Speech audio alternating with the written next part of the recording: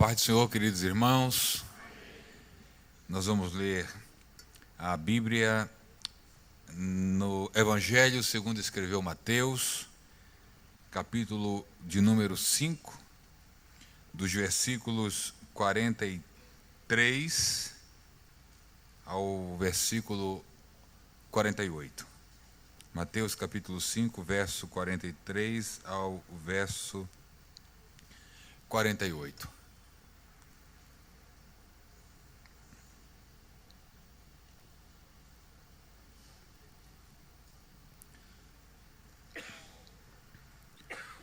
Ouvistes que foi dito: amarás o teu próximo e aborrecerás o teu inimigo.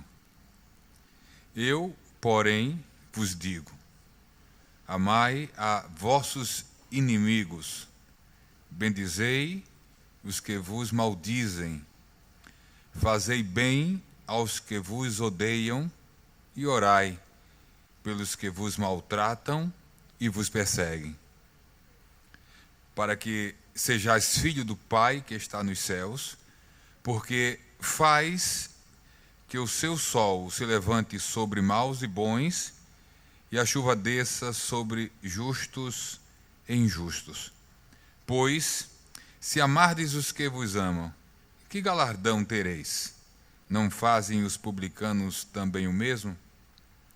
E se saudardes unicamente os vossos irmãos, que fazeis demais? Não fazem os publicanos também assim? Sede vós, pois, perfeitos, como é perfeito o vosso Pai que está nos céus. Amém. Podem sentar, meus irmãos. Não poderia deixar de iniciar agradecendo, e eu penso que eu vou passar muito tempo e estaremos em muitas reuniões agradecendo aos irmãos pelas orações durante todo esse período que nós estivemos ali na Itália. Tenho certeza absoluta que as vossas orações contribuíram para aquilo que ali foi realizado. O pastor esteve lá e pôde participar, pôde visitar alguns irmãos, participou ali, dirigiu o batismo em águas na cidade de Florença, participou do nosso culto, e hoje ali está o João Vitor com a Priscila, para dar sequência ao trabalho do Senhor, e eu tenho certeza que o trabalho vai prosperar, continuar prosperando para a glória de Deus. Quero agradecer também a maneira como fomos recebidos. Cheguei na terça-feira da semana passada.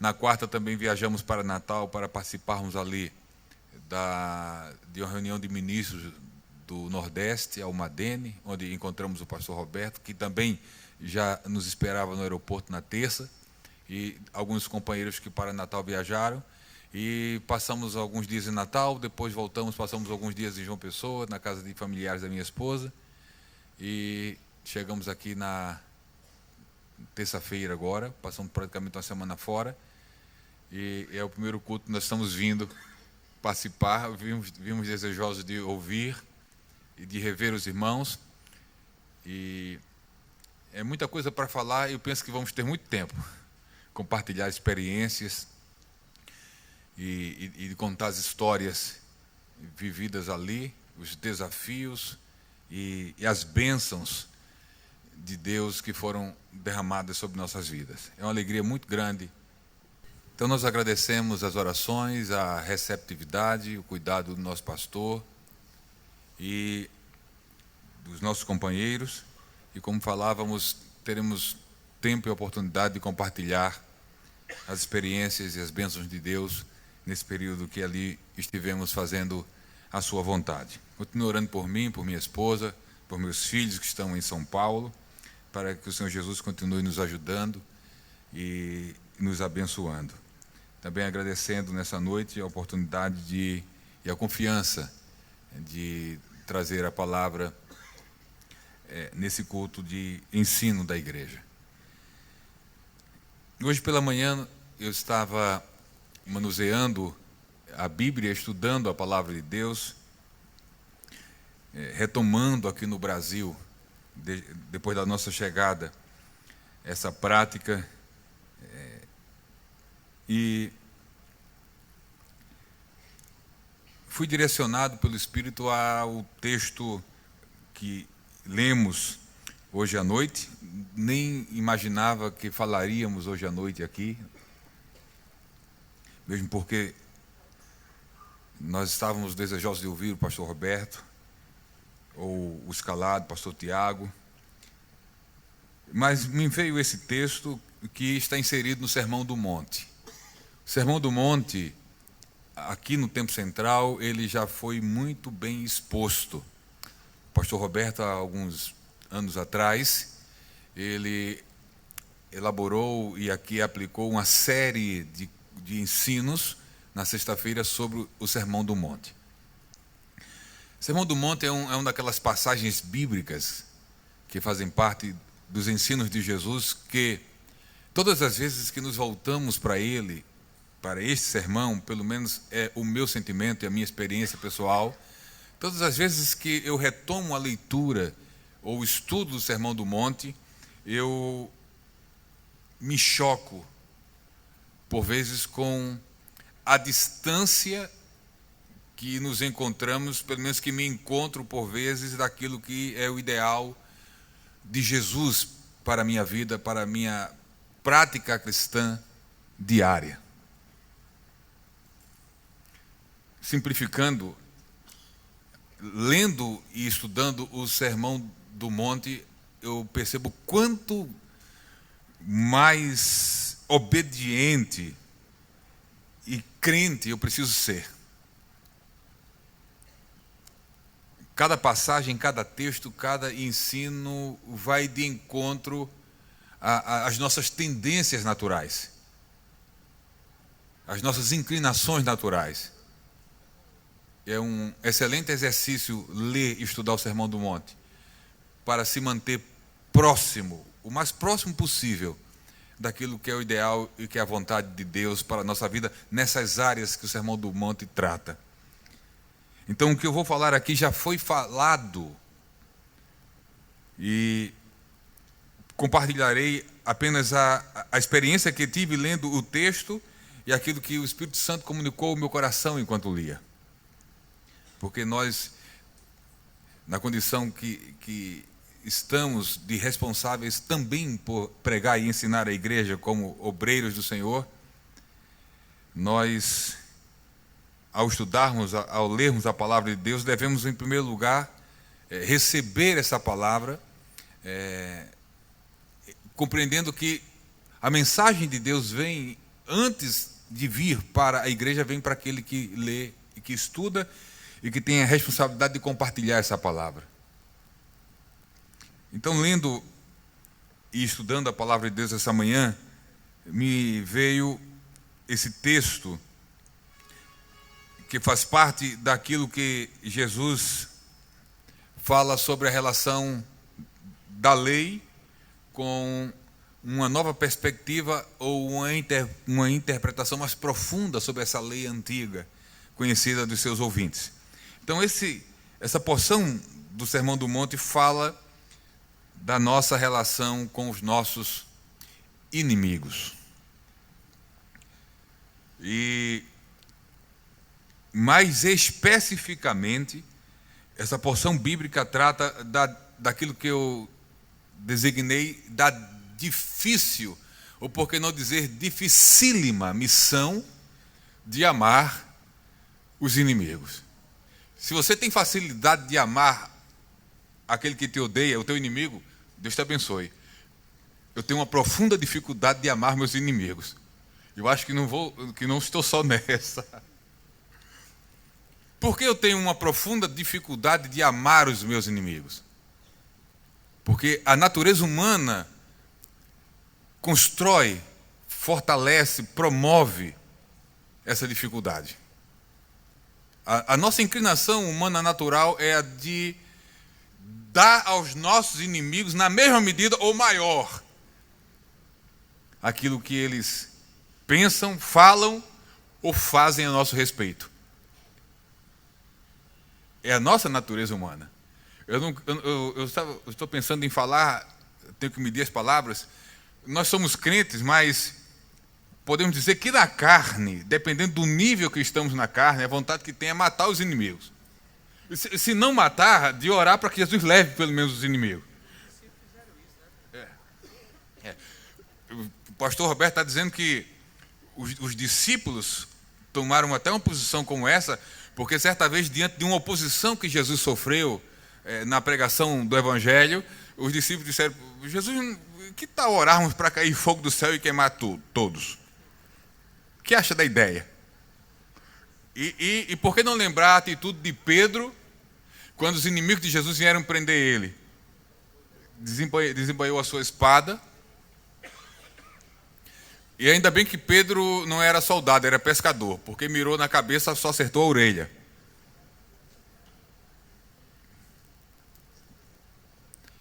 Então, essa é a inclinação humana. Odiar os inimigos, repudiar os inimigos, distanciar-se dos inimigos. Mas nós não temos apenas essa atitude para com os inimigos. Nós não apenas desejamos odiá-los, desprezá-los, pedir para Jesus levar, guardar, etc.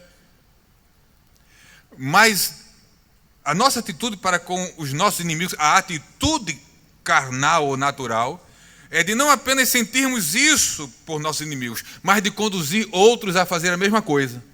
Ou seja, a minha natureza humana e carnal me leva a pensar e a desejar que os meus amigos se tornem inimigos dos meus inimigos. Tem até uma frase, assim, um pensamento, uma máxima mundana. Se eu aqui me equivocar nela, aqui alguém vai me corrigir. Tem alguém que diz assim: os inimigos dos meus inimigos são meus amigos. Ou o inimigo do meu inimigo é meu amigo. Isso não é coisa da Bíblia, não, é coisa do mundo, é uma máxima mundana. Mas que manifesta, que expressa, que retrata essa realidade dos nossos sentimentos em relação àqueles que se declaram publicamente ou de maneira mascarada. Eu fico procurando palavra bonita, não aparece, aí vem a... Ou de maneira velada é mais brando. São ou se declaram nossos inimigos, pelas mais diversas razões. O inimigo, ou um inimigo, segundo esse texto bíblico, segundo o pensamento de Mateus e o entendimento que os seus escritores tiveram e que os ouvintes de Jesus tiveram quando ouviram o que Jesus falou e que Mateus registrou, a ideia que eles tinham de inimigo não é diferente da nossa. Basicamente, o inimigo é um opositor, é alguém que se opõe a nós. Mas não se opõe simplesmente. Agregada a essa oposição, estão algumas características que fazem com que, de fato, essa pessoa possa ser qualificada de inimigo ou aquele que tem contra nós uma inimizade ou alguma coisa contra nós. Por exemplo, associada à oposição, um inimigo nosso é aquele que tem um sentimento hostil contra nós, nos odeia, quer o nosso mal, deseja o nosso mal. O inimigo nosso deseja o nosso mal, de todas as formas e maneira. Inimigos são aqueles que, além de opositores hostis e que desejam o nosso mal, os nossos inimigos estão sempre tentando denegrir a nossa imagem. Eles são potencialmente assassinos de reputação. Quando não conseguem nos matar literalmente, tentam assassinar a nossa reputação, denegrir a nossa imagem pública. Inimigos falam mal de nós. O desejo deles é a nossa destruição plena. E poderíamos enumerar tantas outras características daquelas pessoas que se posicionam como os nossos inimigos, que se enquadram aqui no perfil do inimigo falado por Jesus. Ouviste que foi dito, diz o verso 43, amarás o teu próximo e aborrecerás o teu inimigo. A primeira parte desse versículo você encontra na Bíblia, a segunda não. Jesus faz uma citação. Jesus diz, ouviste o que foi dito por quem? Pelos ensinadores da religião judaica, pela lei de Moisés. Na lei de Moisés nós encontramos a primeira parte dessa citação de Jesus, amarás o teu próximo. Mas a segunda parte fazia parte da tradição religiosa da época. Você não encontra no Antigo Testamento, que é, e aborrecerás o teu inimigo. Onde encontramos, ou onde se encontram os nossos inimigos? Os nossos inimigos se encontram em diversos lugares. Por exemplo, os nossos inimigos podem ser encontrados na nossa própria casa, na nossa família. Texto bíblico, Mateus capítulo 10, verso 34 e 36.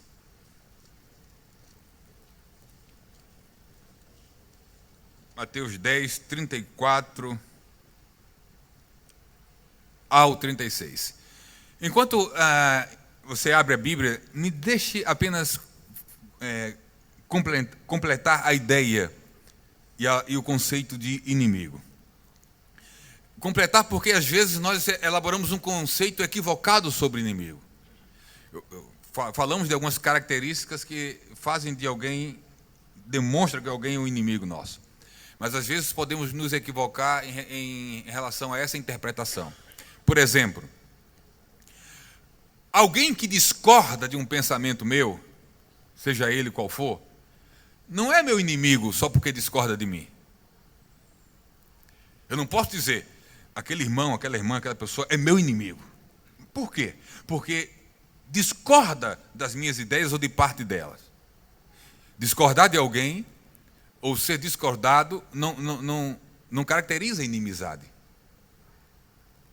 Pensar diferente não caracteriza inimizade. Precisamos estar atentos em relação a isso. Porque, por vezes, em nosso redor, nas instâncias que nós vamos ver aqui, tem pessoas tão zelosas por nós, que se alguém pensa diferente de nós, já quer atribuir ao que pensou diferente algum grau de inimizade ou de postura de inimigo. Ou seja, quem não concorda plenamente é inimigo. Eu já ouvi isso, vocês não imaginam, instâncias, etc. Pensou diferente é inimigo. Como?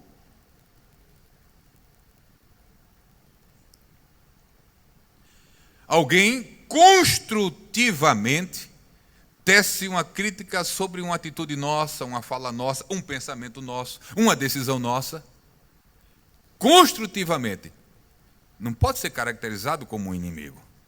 O inimigo faz a crítica pela crítica. O inimigo não faz crítica para construir, só faz para denegrir e destruir. Então eu preciso ter muito discernimento para não olharmos o outro como inimigo com base em atitudes ou pensamentos ou posturas que não caracterizam biblicamente inimizade. Pelo contrário, às vezes esses que discordam são os verdadeiros amigos. Nós vamos ver isso daqui a um pouco.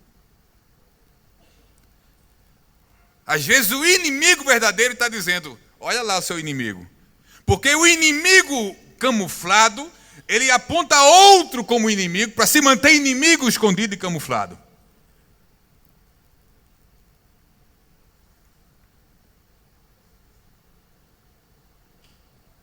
Então, apontando um inimigo, eu tiro o foco das minhas reais intenções em apontar esse inimigo, que na realidade não é inimigo.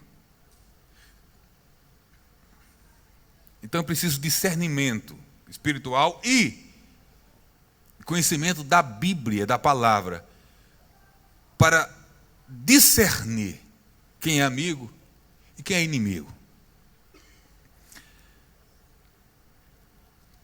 Em Mateus 10, 34 e 36, a Bíblia diz assim: Não cuideis que vim trazer a paz à terra.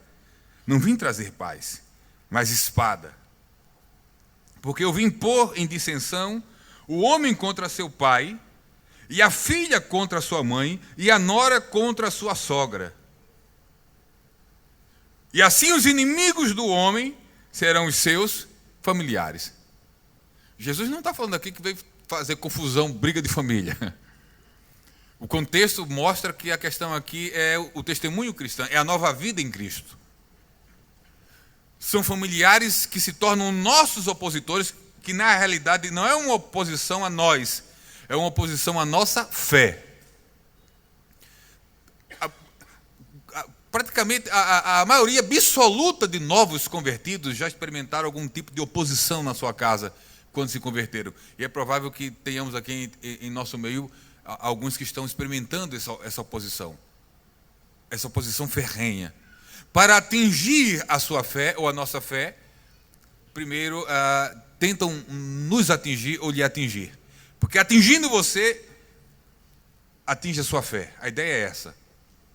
Então é possível que muitos aqui ainda tenham dentro da sua família inimigos. Pessoas que por causa da sua fé querem o seu mal, falam mal de você, gostariam de ver a tua destruição. E o incrível, nós tivemos essa experiência na Itália, que ainda é diferente daqui. O incrível não, o absurdo é que o Evangelho alcança a nossa vida, nos transforma em pessoas melhores, maridos melhores, esposas melhores, pelo menos assim deveria ser, filhos melhores, pais melhores, melhoramos, e aqueles que convivem conosco, que veem a nossa melhora, se tornam nossos inimigos, mesmo a gente melhorando. Então a questão não é conosco, é com a nossa fé. E aí é uma questão espiritual, e questões espirituais se batalha com armas espirituais. Oração, testemunho, pedindo muita graça a Deus para, no contexto familiar.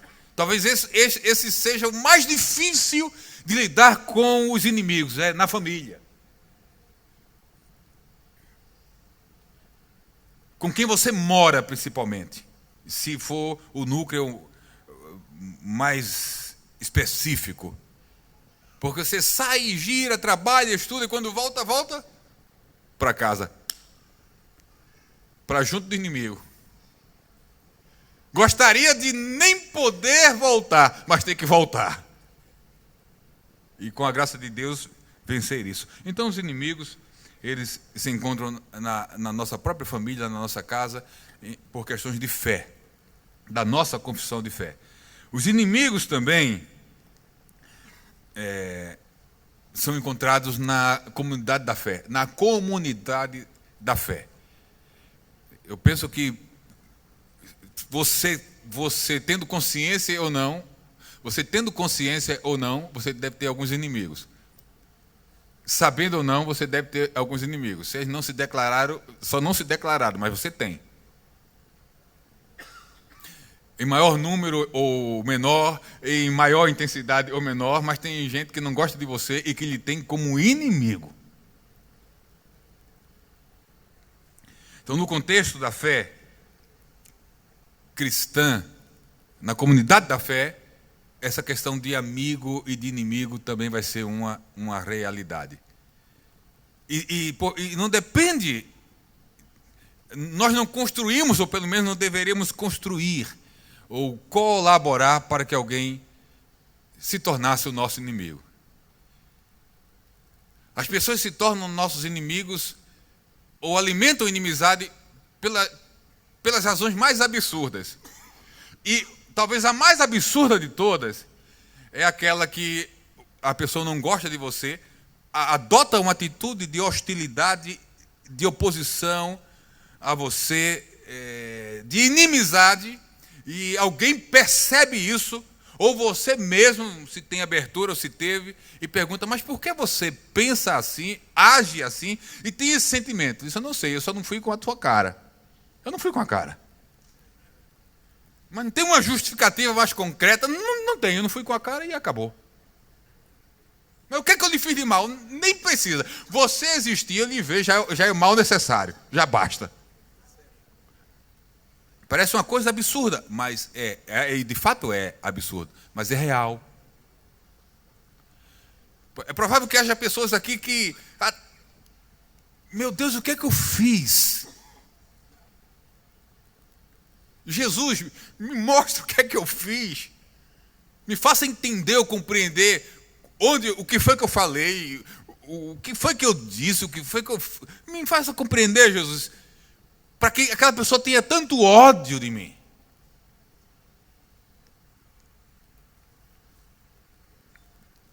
Mas eu quero ler um texto, junto com os irmãos, em Gálatas 4,16, e vou avançar. Gálatas 4,16. Para colaborar com o que nós já falamos sobre o cuidado de não termos como inimigo quem de fato não é. Gálatas 4,16, Paulo falando aos Gálatas sobre uma postura que eles estavam tendo em relação ao verdadeiro evangelho, abraçando um falso evangelho com seus mestres. Aí Paulo, nesse contexto, faz uma pergunta àquela igreja, Gálatas 4,16. Fiz-me acaso vosso inimigo dizendo a verdade?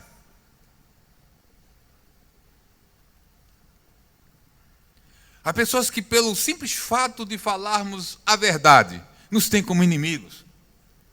Agora também é preciso ter cuidado. Eu já vi muitas pessoas dizendo assim, eu falo mesmo. E falo na cara. Depois os irmãos me ajudam, tem um texto bíblico que a pessoa só interpreta, ou só lembra da metade dele. Porque a Bíblia diz, dizei a verdade. Mas eu falo mesmo. Mas só que a continuidade diz assim, dizei a verdade em amor.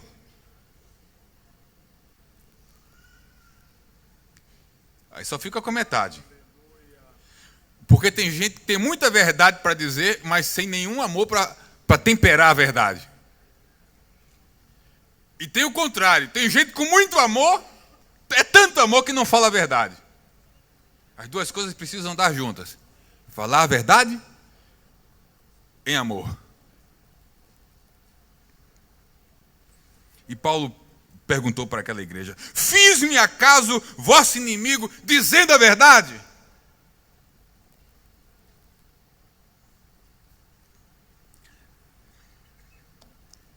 E por fim, onde estão os nossos inimigos? Pelo mundo afora.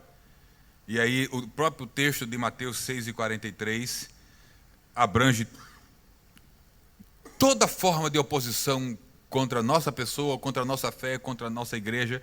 E é exatamente contra todas essas possibilidades de inimizades em todas essas circunstâncias ou situações que Jesus, através do seu ensino, vai nos orientar, nos exortar a como lidar com os inimigos. E é exatamente isso que vai chocar os seus ouvintes e que nos choca até hoje. Que nos faz pensar, mas como? Verso 44. Eu, porém, vos digo, eu vou dizer diferente do que disseram até hoje. Disseram até hoje, amai os vossos amigos e amarás o teu próximo e aborrecerás o teu inimigo. Eu, porém, vos digo, vou dizer uma coisa nova e mais profunda um pouco para vocês. Jesus disse, amai a vossos inimigos. Bendizei os que vos maldizem, fazei bem aos que vos odeiam e orai pelos que vos maltratam e perseguem. É provável que alguns tiveram uma pequena dificuldade na leitura. Por exemplo, eu, porém, vos digo, amai vossos inimigos. E algumas Bíblias, daí para frente, bendizei os que vos maldizem, fazei bem aos que vos odeiam, não tem essa continuidade. Alguém está com uma Bíblia assim aí? Que falta uma parte desse versículo? Tem ali algumas pessoas? Omite. Essa omissão é uma questão de tradução, que não é o caso de tratar aqui. Mas o fato é que o que Jesus vai orientar em termos de como tratar os inimigos é algo que vai na contramão do que já falamos da natureza e das inclinações humanas. E eu gostaria de adiantar que não existe a mínima possibilidade do Sermão do Monte ser realidade na nossa vida sem a graça de Deus e uma capacitação do Espírito que lá em Gálatas chama-se fruto do Espírito. Não há nada na natureza humana que nos leve a viver o Sermão do Monte. Absolutamente nada. Lampejos e resíduos de algo que um dia foi absolutamente bom, mas que se tornou uma natureza depravada, caída. Se você até hoje lutou, se esforçou sozinho para tentar viver o mais próximo possível ou possível do Sermão do Monte, é por isso que não deu certo até hoje, porque você tentou sozinho. Se não for a graça de Deus e a cooperação do Espírito, não tem ninguém que viva, nem que se aproxime dos ideais do Sermão do Monte. Absolutamente ninguém. Amai os vossos inimigos. A palavra traduzida é aquela que é muito citada nos púlpitos, ágape. O amor ágape. Conceituado por alguns, é uma outra discussão, como o nível mais profundo de amor. Porque o amor ágape, que é o tipo do amor que Deus tem por nós. E todo o Novo Testamento, inclusive o Antigo Testamento, vai nos revelar que Deus nos ama, ou nos amou, apesar de sermos os seus inimigos. Jesus morreu por nós quando nós éramos o que dele?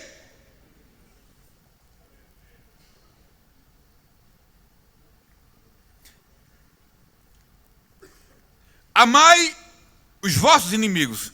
Esse amor significa amar incondicionalmente. Não imponha condições para amar seu inimigo, simplesmente ame. Que não é tão simples assim. Talvez cairia melhor complexamente ame.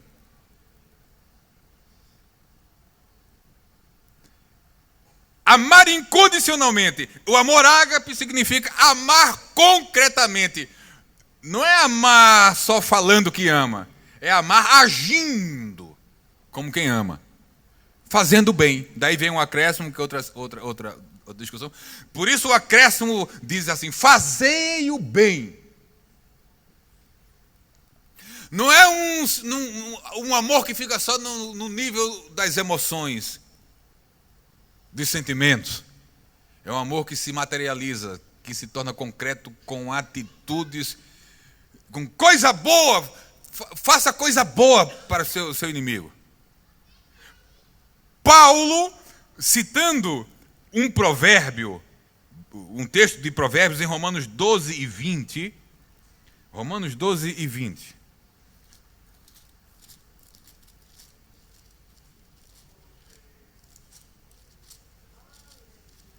Romanos 12 e 20. Diz assim: portanto, se o teu inimigo tiver fome, morra.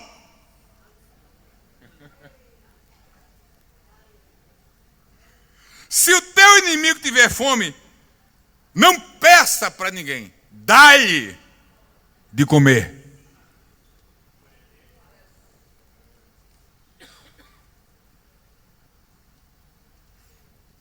Eu não vou perguntar porque a gente ia acabar tocando trombeta. E a outra parte eu vou perguntar também, não precisa responder. Mas é provável que muitos aqui já compraram cesta básica, fizeram feira para socorrer amigos, irmãos amados. Mas você já fez feira para socorrer inimigo? É provável que sim. Cesta básica para inimigo, é difícil demais esse negócio. Irmão. É tão difícil que a gente rico. É absurda a ideia. O teu inimigo está com fome, dê você de comer a ele. E se tiver sede, dê água para ele beber. Trate-o bem. Cuide do teu inimigo. Isso é coisa de evangelho, irmão.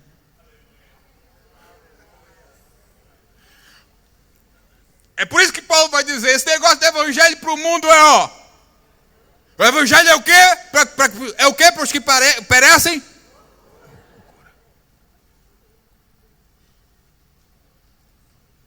O evangelho é loucura para os que perecem. Porque os não crentes olham, isso é coisa de doido. Mas para nós que somos salvos é. E só no poder de Deus se dá de comer e de beber para inimigo. Só. Muita graça. Muito está cheio do Espírito. Com fruto do Espírito. Para dar de comer e de beber para inimigo. Porque fazendo isto, amontoarás brasas de fogo sobre a sua cabeça. Ou seja, a consciência do inimigo vai doer. Vai arder.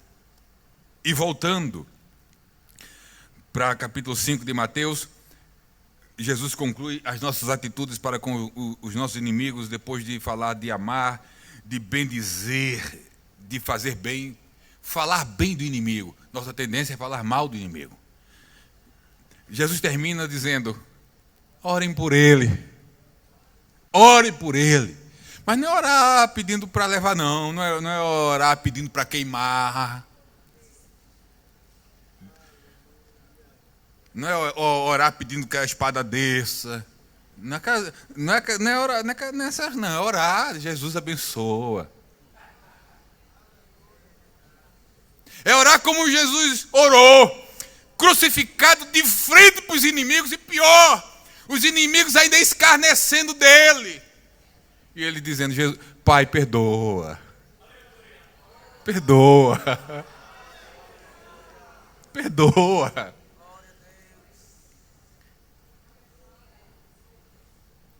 Estevão foi um diácono eloquente e profundo conhecedor das Escrituras antigas. Deram uma oportunidade para ele justificar sua fé.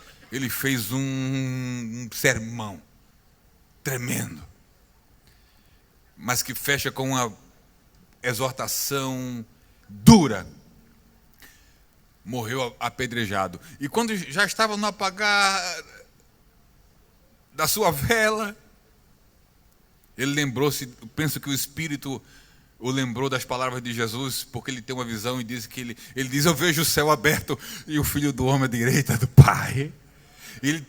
Antes de morrer, de dar o último suspiro, ele toma um exemplo de Jesus e diz, não impute a eles esse pecado. Só na graça de Deus. Orar. Pedindo bem.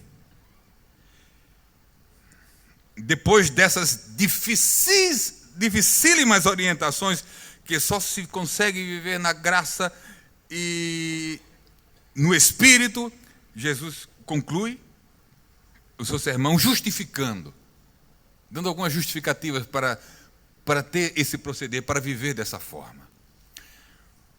As palavras de Jesus no Sermão do Monte, eu imagino que a reação dos seus ouvintes é essa nossa hoje à noite, e sempre vai ser. É de espanto, assim, de perplexidade. Mas como assim? Que coisa é essa? Como é possível? E ele termina justificando, colocando as razões da necessidade de se viver esse tipo de amor pelos inimigos, dizendo o seguinte, primeiro, verso 46, vocês só se tornarão filhos do Pai Celeste se amar os inimigos.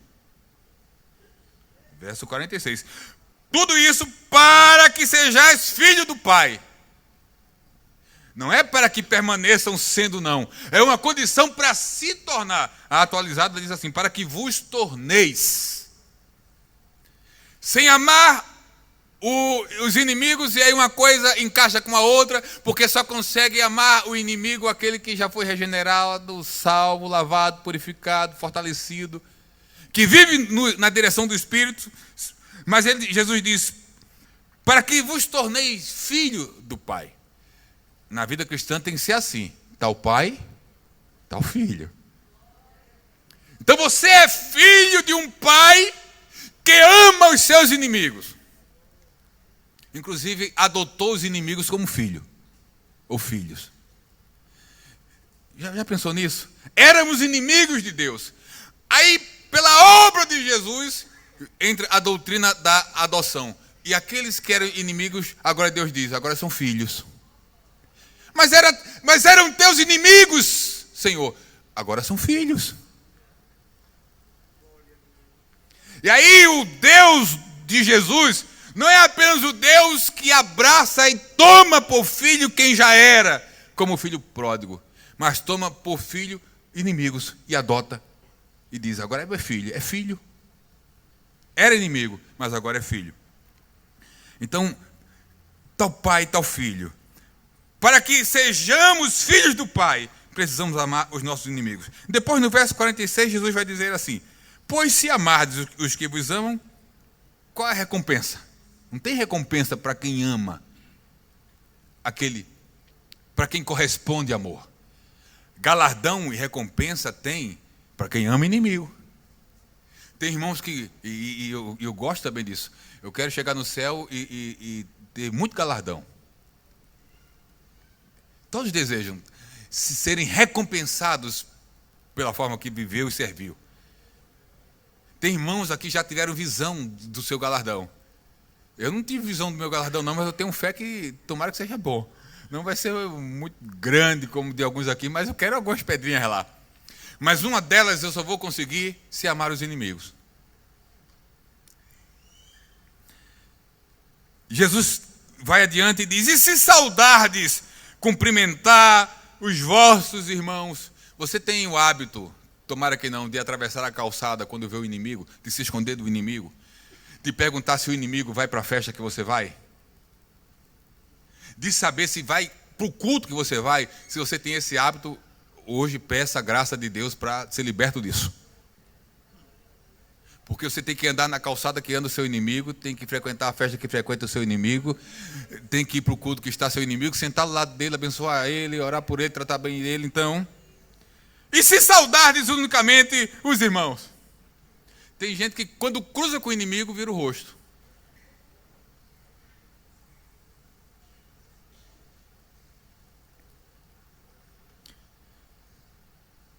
Mas se vocês saudardes unicamente os vossos irmãos, o que é que vocês fazem demais?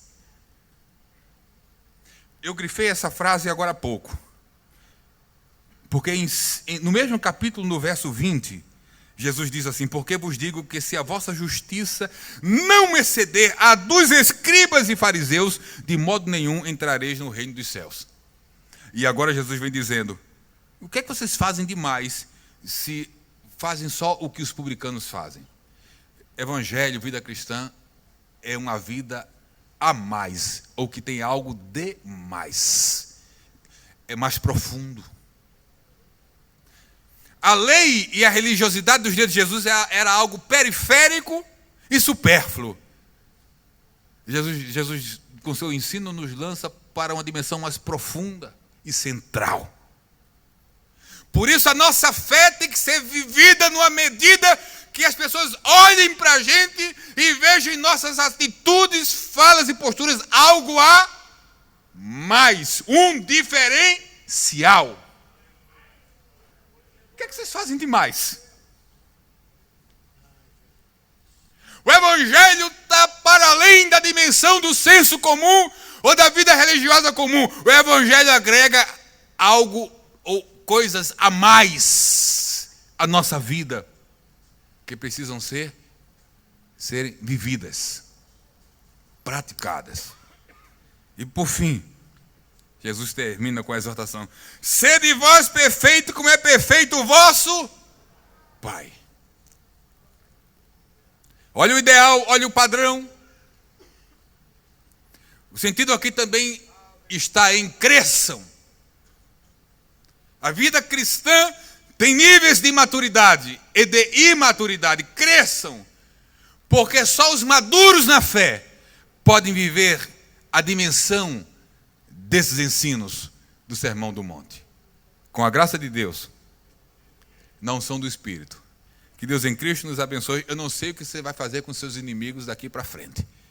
Eu vou me esforçar para fazer alguma coisa com a graça de Deus, de boa. Amém. Muito obrigado, pastor. Deus abençoe a todos em nome de Jesus.